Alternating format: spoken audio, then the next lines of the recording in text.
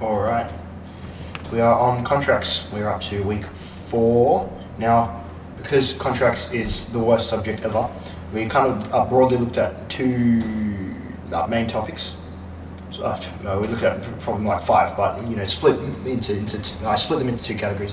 So half of this we looked at in week 3. Then we looked at most of this in week 4, and then a little bit of this then we started looking at week 5 content in week 4 too. But we're just going to. It's a bit of an annoying way of separating them, but I've tried to group them as best as I can into headers. So estoppel is a really funny word. I think, like, every time I hear it, I'm like, oh, that's such a strange word to be existing. But estoppel is basically when the court stops someone from going back on a promise. So it could mean preventing someone using their legal rights to go back on a promise, especially if they already acted in a contradictory way. So, acting in a contradictory manner, that's probably something important to look at, or just to keep in the back of your mind. And going back on a promise is the main thing that estoppel tries to stop, or estop, because that's how it goes. So Walton Stores v. Ma. I'm going to say Ma. It outlines the test for whether estoppel is needed. It's a 6-point test, and all of these 6 points have to be proven before estoppel can be considered. The first is that the plaintiff, so the accuser, assumed or expected a legal relation would exist, and then the defendant convinced the plaintiff that there would be legal relations. So in this scenario, I'll try and remember what it was. It was something like I'm just going to say Meha had a property of land. Walton Stores is like, hey, Meha, we're going to buy your land and we're going to build a property on it. Right? We're not going to sign a contract. We just promised that to you. Meha goes, okay, and then starts clearing the land, ready for this, ready for the construction work to come in. Walton Stores then goes, oh, by the way, we're not going to do that. And Meha's going, no, you said you would. Let's go to court, see what's up. So now that we know that, we can kind of go with the story. So the plaintiff, in this case Meha, assumed or expected legal relations would exist. They assumed that Walton Stores would give them a contract or something. The defendant, so Walton Stores, convinced the plaintiff, Meha, that there would be legal relations. Number 3, the plaintiff acted or didn't act on the assumption of legal relations. So Meha started clearing the land and getting it ready for stores to be built. And that incurred some sort of detriment. That's step 5. But anyway, so they acted on that. Test number 4 is the defendant intended or knew the plaintiff would act or not act on the assumptions. So Walton Stores would have to know that Meha was clearing the land. Number 5, the act in step 3, so clearing the land, let's say, caused some sort of detriment to the plaintiff.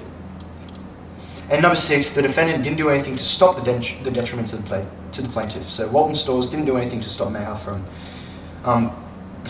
clearing the land. So, therefore, Walton Stores had to go ahead with what they were saying. So that's this all comes under equity law. We look at sort of common law estoppel down here, but all this kind of stuff comes under equity law. So if you remember, equity law is like it's not strictness of law. It's not just what's fair, but it's what's right. So the right thing or the conscionable thing is the word that we go with. Is that once you make a promise, you follow through with the promise, especially if somebody has been negatively affected in reliance on that promise.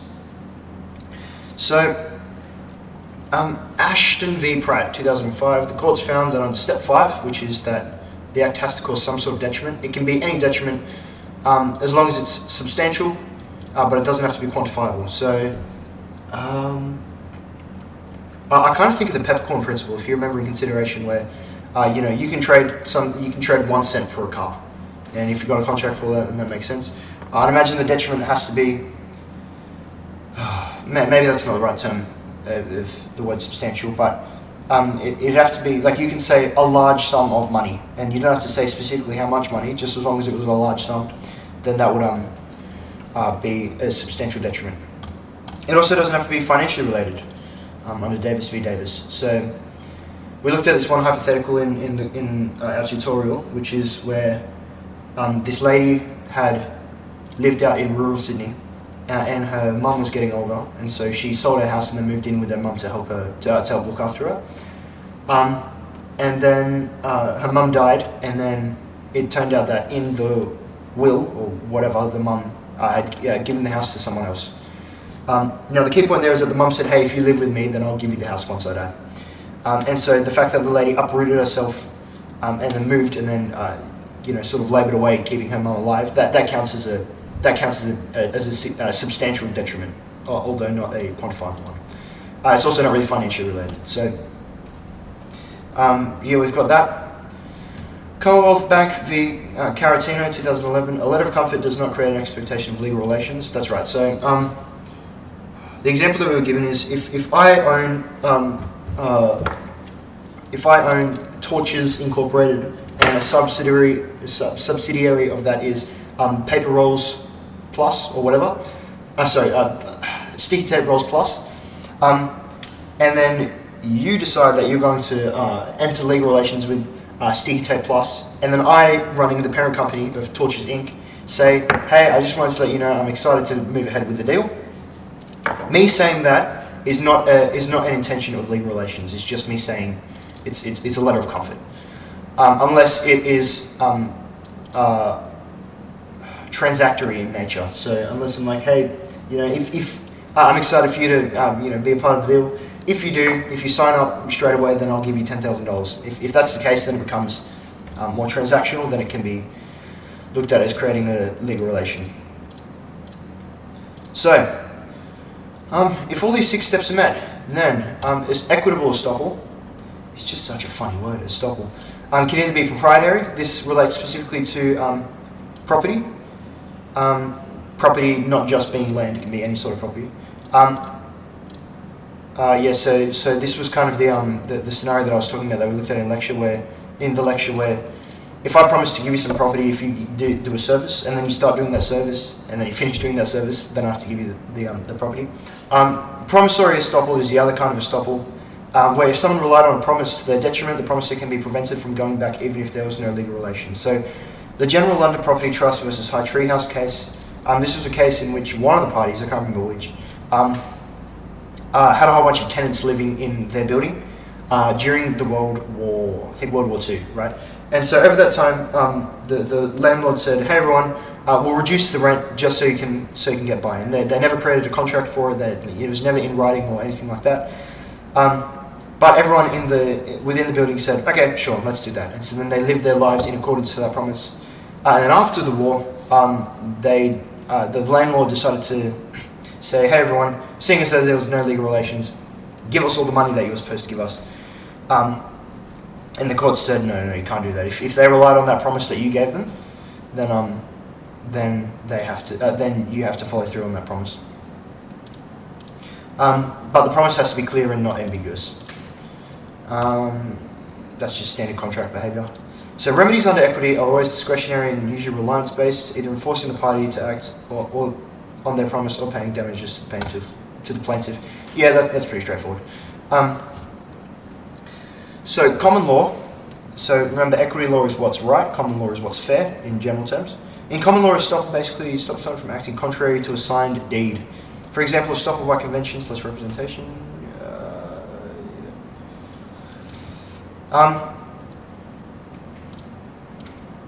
So estoppel by judgment, kind of like res judicata, which is basically if you've already got a decided matter, you can't just keep reopening that. So if you promise something, there's that word again, counter or contrary. You can't act contrary to what you said, to how you said you would act.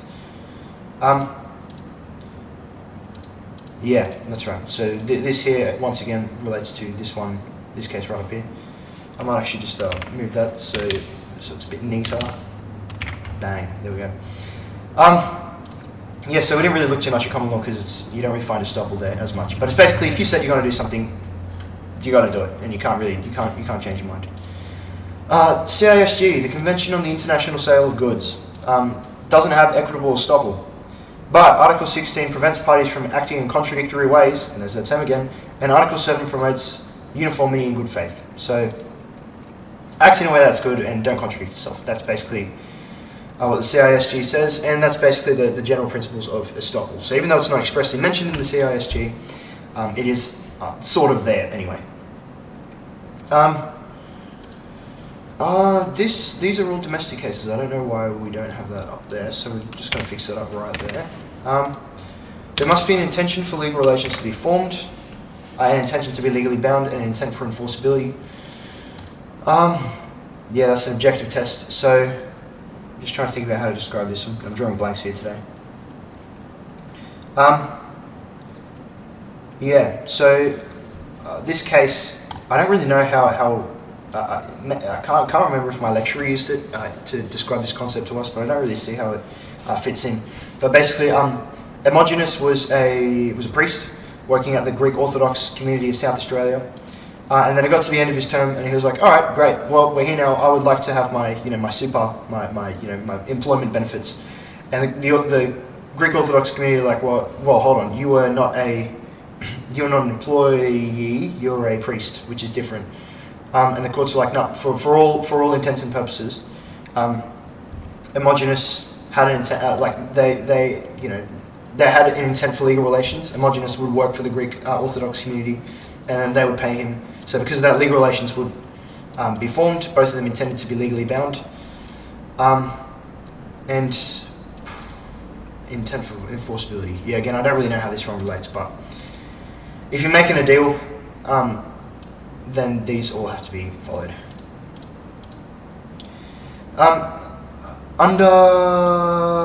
So domestic agreements presumably have no intention of creating legal relations or legal enforceability. So if I say, "Hey mum, I will make dinner tonight if you vacuum the floor," that's That's not really an agreement to be made to be legally binding. So therefore, it's not legally binding. Like there's no intent there for that, unless the agreement has commercial tendencies. So, hey, mum, I will clean the whole house if you pay me, $1,000. I'll pay the whole house for a year if you pay me $2,000, right? Because there's a commercial tendency there. You could probably argue that the agreement could be presumed to have legal intentions. Oh, of course. Yeah, okay. These are different sections now. So, intention.